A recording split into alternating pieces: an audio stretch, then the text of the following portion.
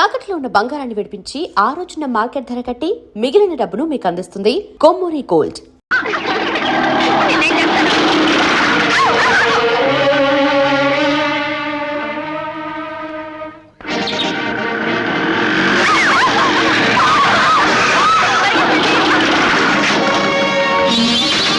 ఎట్ల నుంచి వచ్చిన పిట్టలతోరా మర్యాదస్తులైన ఆడపిల్లలతో అల్లరి వేషాలు వేస్తే ఆకాశంలోకి ఎలా వెళ్ళిపోతావో అర్థమైందా?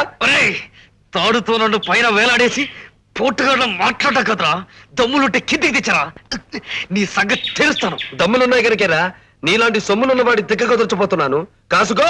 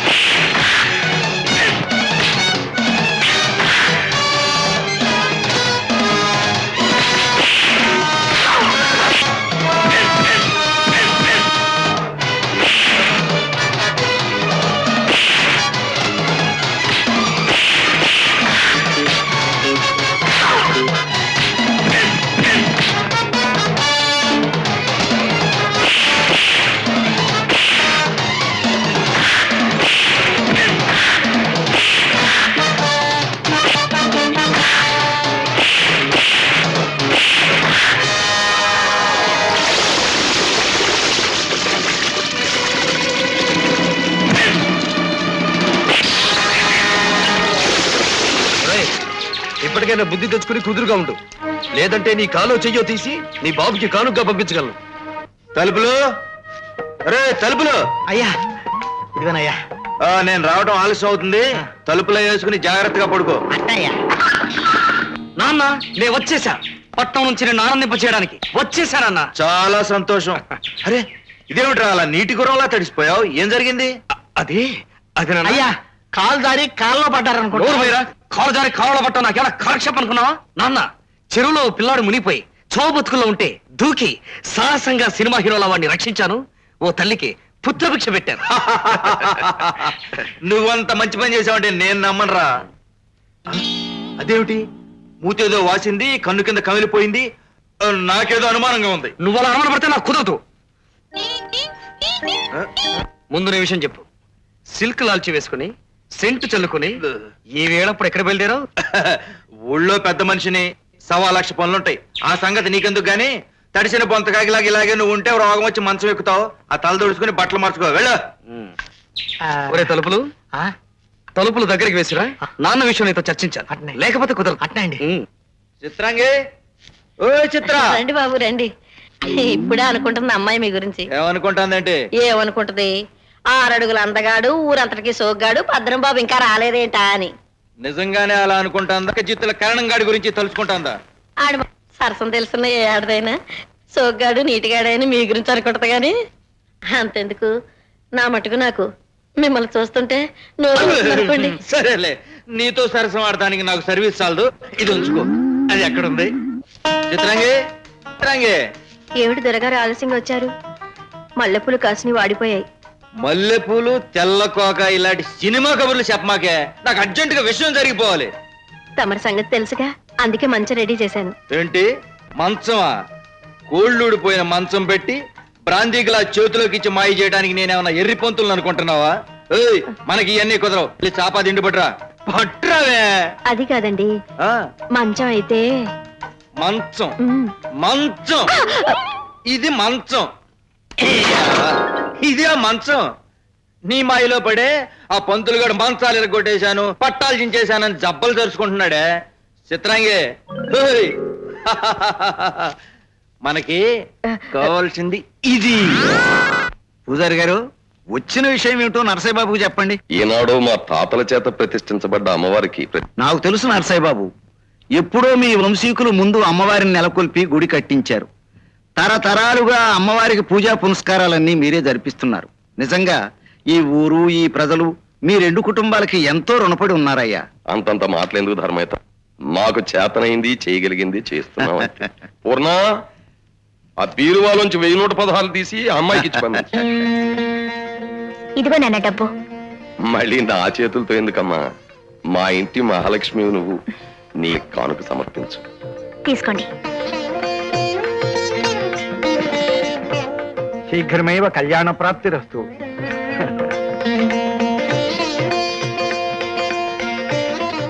ఆ అమ్మవారి దయ వల్ల పిల్లా పాపలతో 10 కాలాల పాటు చల్లగా ఉండాలమ్మా.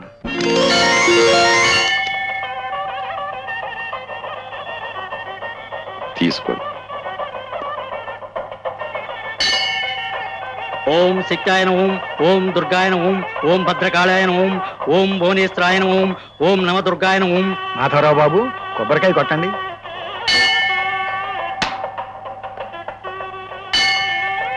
నర్సయ్య గారు,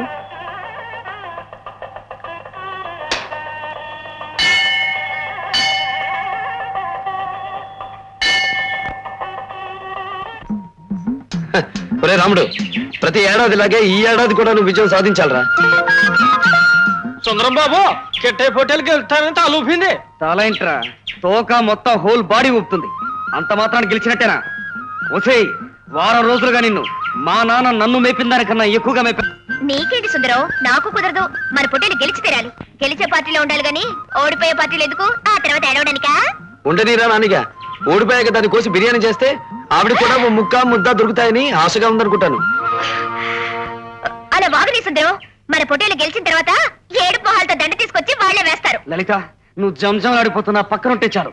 పొట్టేరు కాదు, మొత్తం అందరినీ కుమ్మేస్తాను. ఇప్పుడు జరిగేది జంతువుల పోటీ నాయన. నువ్వు దిగడం కాదు రంగంలోకి. ముందు నీ పొట్టేళ్ళని తిప్పు, ఆ తర్వాత నువ్వు నీ పక్కనున్న దిష్టి బొమ్మ దిగచ్చు కుమ్ములాటకి. ఆ, వెళ్ళు.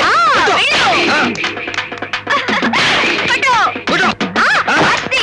కొట్టు.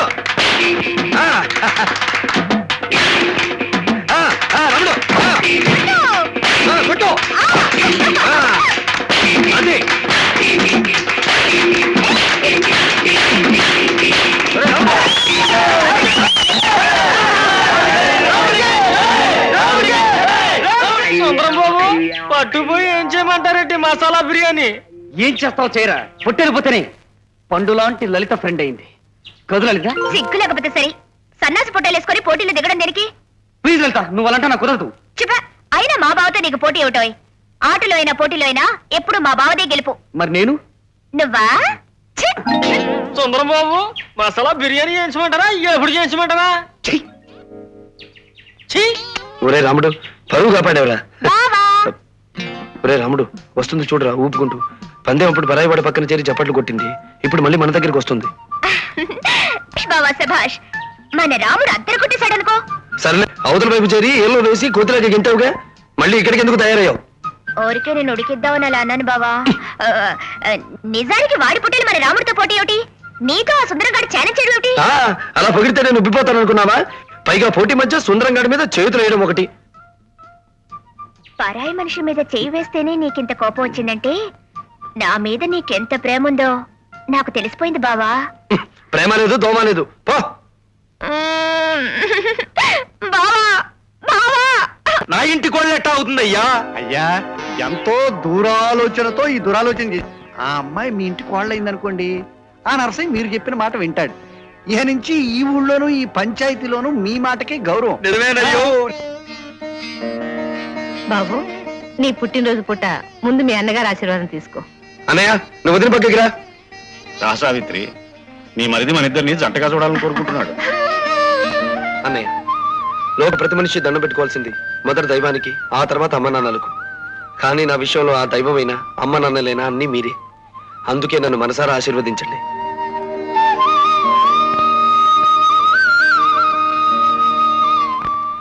తమ్ముడు, ఉన్న ఊరికి కన్నవారికి పెంచిన మాకు ఈ దేశానికి పేరు తెచ్చేటంత పెద్దవాడి కావాలరా.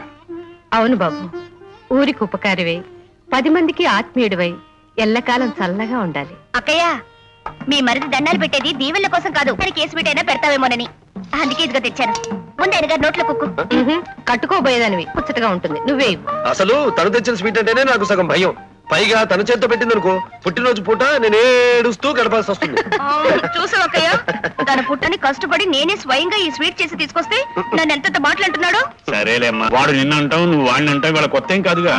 నువ్వు తీసుకొచ్చిన స్వీట్స్ ముందు వాడికి, తర్వాత నాకు పంచేసి. కాదు, బాబాయ్కి నేను పెడతాను. బాబాయ్కి నువ్వు పెట్టడం ఏంటని పిన్ని పెట్టాలి కానీ. అవును, నేనే పెడతాను. అసలు నీకు స్వీట్ కాదు పెట్టాల్సింది, చోట్లు పిల్లలను. నిన్ను ఇది పట్టుకో. ఉండు, నీ పని చెప్తాను.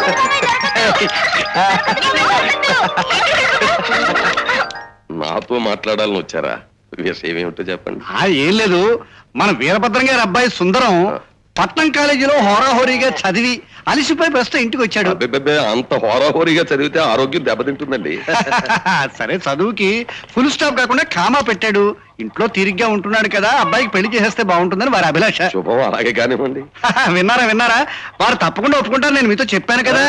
మరి ముహూర్తాలు ఎప్పుడు పెట్టిద్దామంటారు? మీకు ఎప్పుడు వీలుగా ఉంటే అప్పుడు పెట్టించండి. ఈ మాట కూడా మీతో అన్నాను, మన ఇష్టాలు వారు కాదనరు అని. వాళ్ళ అబ్బాయి పెళ్లికి నా ఇష్టంతో పనే ఉందండి. ఇంతకీ పెళ్లి కుమార్తె ఎవరు? పెళ్లికు అమ్మాయిని మీ అమ్మాయిని వారి ఇంటి కోడలుగా చేసుకోవాలని. కనకరావు, నీకేమైనా బుద్ధి ఉందా? మా అమ్మాయి వాళ్ళ ఇంటి కోడలు కావాలా? అదేం మాట అండి? మరి లేకపోతే మా ఉభయ సంబంధాల గురించి ఊరందరికీ తెలుసు. మా అమ్మాయి పుట్టినాడే ఆ కిష్టయ్య భార్య అనుకున్నాం. వాళ్ళు పెద్దవాళ్ళు అయ్యాక కూడా అదే భావంలో ఉన్నారు. ఈ సంగతి ఇంత కుర్రాన్ని అడిగినా ఈ ఊళ్ళో చెబుతాడు. పోనీ అతనికి తెలియనా నువ్వు సర్ది చెప్పవలసింది పోయి తాళం వేస్తావేమిటయ్యా? అది కాదండి, ఈ మధ్య పేపర్లో మేనర్ క్యారీ వల్ల ఎంతో కొంత ప్రమాదం ఉంటుందని మీరు చదివే ఉంటారు కనుక పై సంబంధం చేసుకో. పోనీ, అదే మా అబ్బాయి ముచ్చట పడ్డాడు కదా అని అడగటానికి వచ్చాం. మీరు కాదంటే చేసేదే ఉంది, మరో సంబంధం. నమస్కారం. పూర్ణ, మన అమ్మాయి వాళ్ళ ఇంటి కోడలు కావాలట. ఇంకా నయ్యం, మనకిష్టే వినలేదు. కర్ర బుచ్చుకుని అందరికి మోకమ్మడం చేసి రావడాన్ని బట్టి మనం ఓ విషయం అర్థం చేసుకోవాలి. ఏమని? వాడికి పిచ్చెక్కిందని కాదు, మన అమ్మాయికి పెళ్లిడు వచ్చిందని. సర్లే. చూడండి, ఎంత కావలసిన వాళ్ళమైనా జరగవలసినవన్నీ సాంప్రదాయంగా జరిగితే బాగుంటుంది. మంచి రోజు చూసి మాధవుడితో మాట్లాడండి. అలా. తాంబూలాలు పుచ్చుకుంటే పద్ధతిగా ఉంటుంది. అలాగే. ఏమిటి మాయ ఇదంతా? తాంబూలాలని ముహూర్తాలని ఎవరో పరాయి వాళ్ళ మధ్య జరిగినట్టుగా ఏమిటి హడావుడి? ఏ క్షణంలో కావాలంటే ఆ క్షణంలో లలితను మా ఇంటికి తీసుకొచ్చి ఇదిగోరా మీ ఇంటి కోడలని వదిలిపెట్టేళ్ళొచ్చుగా. అది నిజమే మాధవ, కానీ నాకు ఉన్నది ఒక్కగానొక్క కూతురు. దాని అచ్చటా ముచ్చటా సాంప్రదాయబద్ధంగా జరిపించాలని నాకు సరదా, అంతే. ఇంకా ఆలస్యం ఎందుకు నరసయ్య బాబు గారు? శుభస్య శీఘ్రం అన్నారు, త్వరగా తాంబూలాలు పుచ్చుకోండి. ఒక్క నిమిషం ఉండండి పూజారి గారు. ముందు మా అమ్మాయి ఇష్టమో కాదో గోపాలకృష్ణ గారు ముక్క చెప్పాలి కదా. ఏం అల్లుడు గారు, మీకు ఇష్టమేనా? బాబాయ్ గారు, తమాషాకైనా తను ఇష్టం లేదు అంటే మీ అమ్మాయి అతని మీద పడి పీక పట్టుకుంటుంది. అయితే మా అమ్మాయికి భయపడి ఒప్పుకుంటున్నారు అన్నమాట అల్లుడు గారు. కాదు, మీరు బాధపడతారని ఆ పైన బతిమారుతారని సరే అంటున్నాను. మేనమామ మేనల్లుల సరసాలు చాలు గాని మళ్ళీ వర్జ్యం వస్తుంది, త్వరగా పుచ్చుకోండి. అలాగే.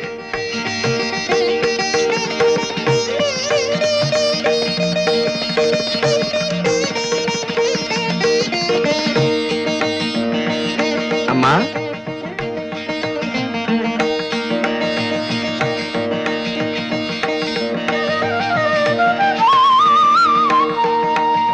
నాన్న, నువ్వు ఒక మనిషివేనా? కన్న కొడుకు కోరుకున్న అమ్మాయితో పెళ్లి చేయగలిగావా? ఛీ! చచ్చిపోయిన అమ్మాత్మకు శాంతి చేయగలిగావా? ఛీ! రేయ్, నిన్ను చంపేస్తాను. నువ్వు వెళ్ళి దానికి ఆత్మశాంతి చేయరా, శని వెధవా. ఛీ! వీడు మా నాన్న. కనకరావు గారు, మీ ఫేస్ చూస్తుంటే మీరే మా నాన్న అనిపిస్తుంది. ఏమిటండి గుద్దేసిన వాళ్ళందరినీ నాన్న అంటాడు? ఇతను వాళ్ళకని చూస్తుంటే పెళ్లి చూపులు తప్పిపోయినప్పటి నుంచి ఇంటికైనా పోయినట్టుంది. పోయినా బాగుండేది. పిచ్చాసుపత్రిలో పడేసి గొలుసులతో కట్టేసి గదిలో పడేసేవాడిని. వీడు నా ప్రాణాలు తీస్తున్నాడయ్యా. ఆవేశపడకండి. మీ అబ్బాయిని కాదన్న ఆ నరసయ్య ఏదో ఒక రోజు మీరే దిక్కంటూ మిమ్మల్ని వెతుక్కుంటూ వస్తాడు. అంతవరకు తమరు ఓర్పు వహించాలి. ఆ రోజు వస్తుందంటావా? అది రాదు, వచ్చేటట్టు చేసి మనమే దాన్ని రప్పించాలి. ఒరే రాజా, పట్నంలో పెద్ద చదువులు చదివి పట్టా తీసుకున్నా పుట్టిన ఊరి మీద మమకారంతో ఇక్కడే స్థిరపడాలని వచ్చామంటే మా అందరికి చాలా ఆనందంగా ఉందిరా. ఒరే జాగ్రత్తరా, చూసినట్టు. అయితే ఇన్నేళ్లుగా ఈ రోడ్లన్నీ ఇలాగే ఉన్నాయన్నమాట. మన ఊరు ఏమాత్రం మారలేదురా. ఎలా మారుతుంది? ఎందుకు మారుతుంది? అదేమిట్రా పల్లెలు బాగు చేయడానికి మన ప్రభుత్వం ఎన్నో పథకాలను ప్రవేశపెట్టిందిగా. కూచమ్మ కూడబెడితే మాచం మాయం చేసిందన్నట్టు పాపం ప్రభుత్వం గ్రాంట్ చేసిందిరా మన ఊరు ప్రెసిడెంట్ గారు తినేశాడు. అటు వాడిని ఎన్నుకోవడం ఎందుకురా, ఊరికి ఉపయోగపడేవాడిని ఎన్నుకోవచ్చుగా. ఒరే రాజా, నీ మాటలు వింటుంటే నాకు ఆలోచన వచ్చిందిరా. ఈ దేశాన్ని యువతరమే ముందుకు నడపాలి. డబ్బు కోసం గడ్డి తినే పాత నాయకుడు కాదు ఇప్పుడు మనకు కావాల్సింది. కొత్త వాళ్ళు, కొత్త రక్తం కావాలి. అందుకే రేపు రాబోయే ఎలక్షన్స్ లో ప్రెసిడెంట్ పదవికి నువ్వు నిలబడితేనే మంచిదిరా. నేను పోటీ చేయటం ఏమిట్రా, ఇక్కడ స్థానిక పరిస్థితులు ఈ ఊరు మంచి చెడ్డ బాగా తెలిసిన వాడివి, నువ్వే పోటీ చేయొచ్చు కదరా. ఒరే రాజా, నాకెన్ని తెలిసినా నీ అంత చదువు లేదురా. కనుక నువ్వు నిలబడమే మంచిది. అది కాదు కిష్టయ్య. ఒరే, ఇక నువ్వేం మాట్లాడుకో. నీ వెనుక నేనుంటాను. నడిచేవాడివి నువ్వైతే నడిపించేవాడిని నేను. కనకారావు, మునుపెట్లాగే ఈసారి కూడా నువ్వు ఎలాగైనా పట్టుబెట్టి నన్ను ప్రెసిడెంట్ చెయ్యాలయ్యా. నేను చేసింది ఏముందండి, తమ మొహం చూస్తే ఓట్లు అవే పడిపోతాయి. కాకపోతే ఒకరిద్దరు పెద్దలు మనకు అడ్డు తేలేటట్టున్నారు. వాళ్ళని చంపించేద్దాం. అయ్యా నేను రెడీ. అబ్బా, అలా తొందరపడిపోతారు ఏమిటండి? ఆరంభంలోనే మనం హత్యలతో ప్రారంభిస్తే ఓటర్లు కాదు పోలీసులు లాఠీలతో వేస్తారు.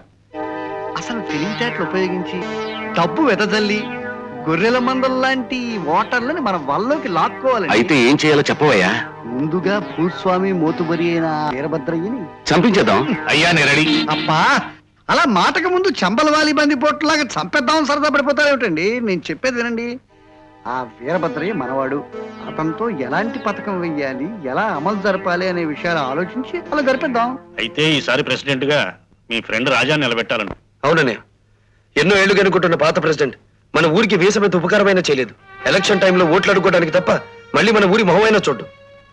ఈనాడు మన దేశానికి కావాల్సింది అలాంటి స్వార్థపరులు కాదన్నయ్య. తన చదువుకున్న చదువుతో, తనకున్న విజ్ఞానంతో, ఊరి మీద ప్రేమతో నలుగురికి మంచి చేయాలనుకునే రాజా లాంటి మనిషి. నువ్వు చెప్పేది నిజమేననుకో, కానీ మీరంతా కుర్రవాళ్ళు, ఇంత పెద్ద బాధ్యత మోయగలరా అని. బాధ్యతల్ని భరించడానికి కావాల్సింది వయసు కాదన్నయ్య, కృషి, దీక్ష, పట్టుదల. అవి ఉన్న మనిషి ఎవరైనా నాయకుడు కావచ్చు, దేశాన్ని ముందుకు నడిపించవచ్చు. ఏమండి, చిన్నవాళ్ళైనా వాళ్ళలో ఉన్న పెద్ద ఆశయాలకు మీలాంటి వాళ్ళు తప్పకుండా ప్రోత్సాహం ఇవ్వాలి. సరేరా తమ్ముడు, మీ వదిన కూడా నిన్నే సపోర్ట్ చేస్తుంది, నేనెందుకు కాదంటాం. కాకపోతే మనకి మన ఊరికి పెద్ద దిక్కు మామయ్యతో కూడా ఒక మాట చెబుదాం. మావయ్య, మావయ్య,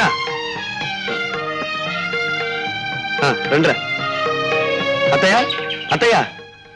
ఎంతసేపు అయింది బాబు వచ్చి? పదండి ఇంట్లోకి వెళ్దాం. లేదత్తయ్య, మావయ్యతో కొంచెం మాట్లాడే పనుండి వచ్చాం.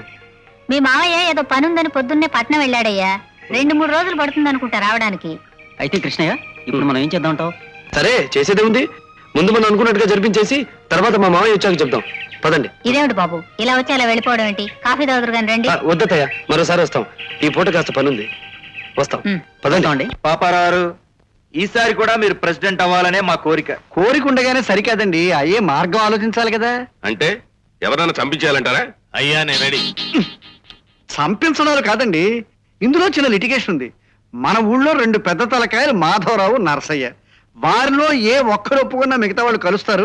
వాళ్ళు అంటే ఊరంతా మారు మాట్లాడకుండా మీకే ఓటు వేస్తారు. అయితే ఇంకే వాళ్ళలో ఒకరిని సాయం అడుగుదాం. అంత సులువుగా ఒప్పుకుంటారటండి? అయితే చంపించేద్దాం. అయ్యా నేను రెడీ. అబ్బా, చంపడాలు పొడవడాలు కాదండి. అయ్యా పాపారావు గారు, మీరు ఎలాగైనా నరసయ్య గారిని పట్టేయండి. కాళ్ళ వెళ్ళా పడి కన్నీళ్లు పెట్టుకుని ఆయన మీకు సపోర్ట్ చేస్తాను ఒక మాట తీసుకోండి, మీరు గెలవడం ఖాయం. అయితే ఆయన కాళ్ళ మీద పడిపోదాం. అయ్యా నేను రెడీ. అబ్బా, ఇది చంపేసే ప్రోగ్రాం కాదయ్యా, కాళ్ళ మీద పడే ప్రోగ్రాము. నువ్వేం రెడీ కనక్కర్లేదు, పాపారావు గారు పడితే చాలు. పాపారావు గారు, నరసయ్య గారు నిన్ననే పట్నం వెళ్ళారు.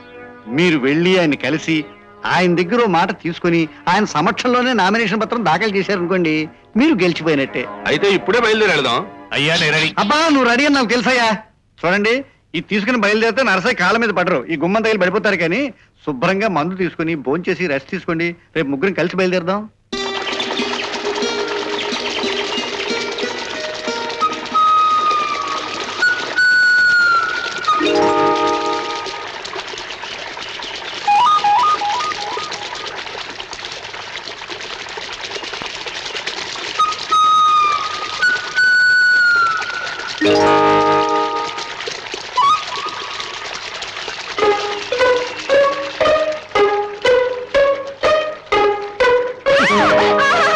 ఏమే రాళ్ళు పెట్టి కొడతావా?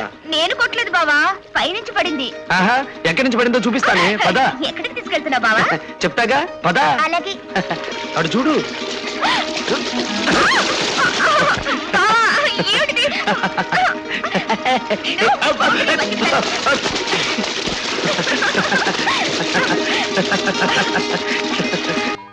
నామినేషన్లు వేయగానే సరి కాదు మరి మునపట్లా కాకుండా కాస్త ప్రజల కష్ట సుఖాలు తెలుసుకోవాలి, నీ మంచితనం నీతి నిజాయితీ వాళ్ళకి తెలియపరచాలి.